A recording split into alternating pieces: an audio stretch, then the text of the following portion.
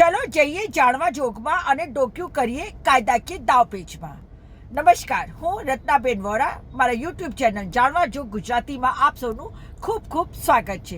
સાથીઓ, આમ તો હું જાણવા જોગના મારફતે મોદી સરકાર વિરુદ્ધ બોલું છું, એમની ખોટી નીતિઓ વિરુદ્ધ વાત કરું છું, ગેરવહીવટો વિરુદ્ધ વાત કરું છું, એમના કૌભાંડો, એમના ભ્રષ્ટાચારો વિરુદ્ધ વાત કરું છું. અને જ્યાં પણ મને ખરાબ લાગે છે, ખોટું લાગે છે કે આ મોદી સરકારે ખોટું કર્યું છે, તો તરત જ એમને શકંજામાં અને ભીસમાં લેવાનો પ્રયત્ન કરું છું. અને સાથે સાથે જે અંધભક્તો છે એમની આંખો ઉઘાડવાનું પણ હું કામ કરું છું.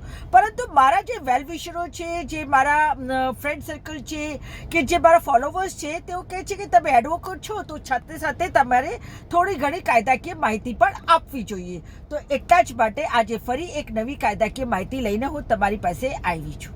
સાથીઓ, રિસેન્ટલી સુપ્રીમ કોર્ટે એક જજમેન્ટ પાસ કર્યું છે અને એ જજમેન્ટ પ્રમાણે જો કોઈ શિડ્યુલ કાસ્ટ વ્યક્તિ ક્રિશ્ચિયાનિટી કાં તો મુસ્લિમ ધર્મમાં કન્વર્ટ થઈ જાય, એટલે કે પોતાનું ધર્મ બદલી દે, તો શિડ્યુલ કાસ્ટને જે અત્યાર સુધી લાભો મળતા હતા એ લાભો હવે નહીં મળે.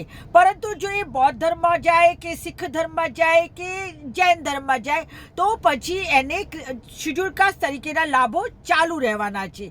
ફક્ત ને ફક્ત જો તે ક્રિશ્ચિયન અને મુસ્લિમ બને તો જ તેના લાભો નહીં મળે, એવું સુપ્રીમ કોર્ટે સાફ તौरથી જતાવી દીધું છે. આ હતી એક નવી જાણકારી. આજે રિસેન્ટ જજમેન્ટ આવ્યું છે, એના આધારે મેં આપને આપ્યું છે.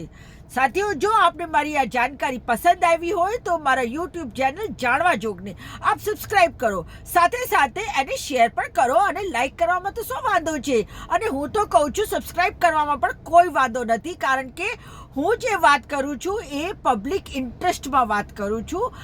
તો સાથીઓ, ફરી મળીશ એક નવા વિચાર સાથે, એક નવી વાત સાથે. નમસ્કાર.